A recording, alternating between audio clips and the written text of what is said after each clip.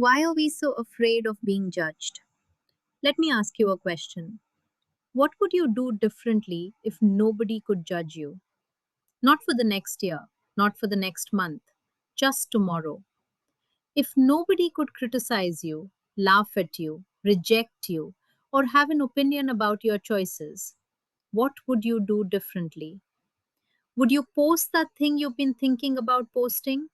Would you start the business? Would you wear what you actually want to wear? Would you leave the relationship you've already outgrown? Would you finally stop explaining yourself? I think a lot of people already know what they want.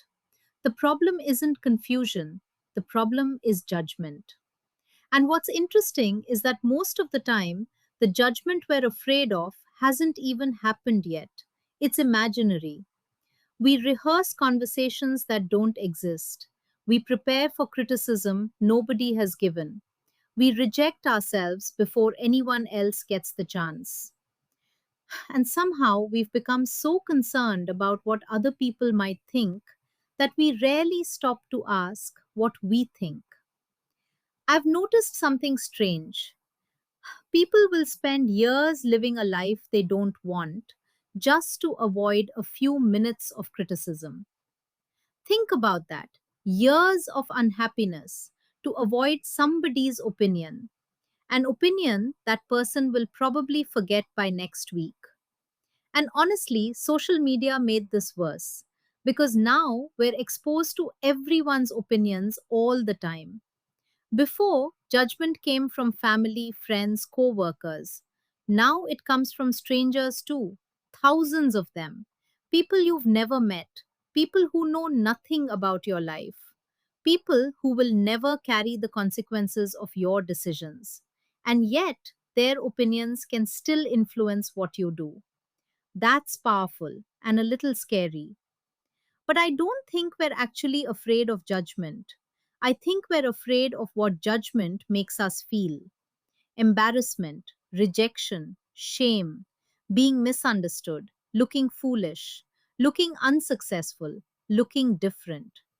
Because if we're honest, most of us don't fear failure nearly as much as we fear failing publicly. That's why people stay quiet. That's why they play small. That's why they wait. Not because they don't want more, because being seen feels risky. And maybe that's why confidence is misunderstood. People think confidence means not caring what anyone thinks. I don't believe that. I think confident people care. They're human. They feel criticism. They feel rejection. They feel embarrassment. The difference is that they don't let those feelings make their decisions for them. That's the part people miss. Courage isn't the absence of fear, it's deciding that fear doesn't get the final vote. And honestly, the older I get, the more I realize something. No matter what you do, someone will judge you. If you stay, they'll judge you. If you leave, they'll judge you.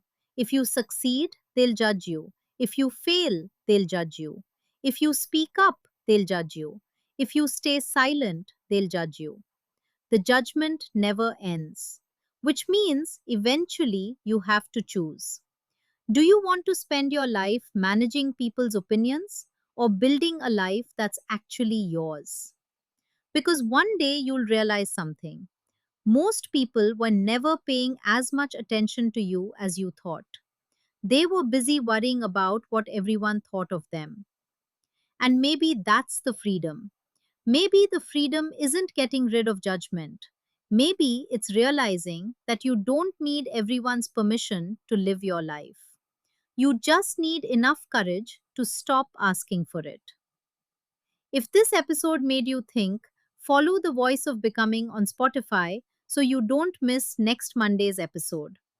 Until then, take care of yourself, and I'll talk to you again next week.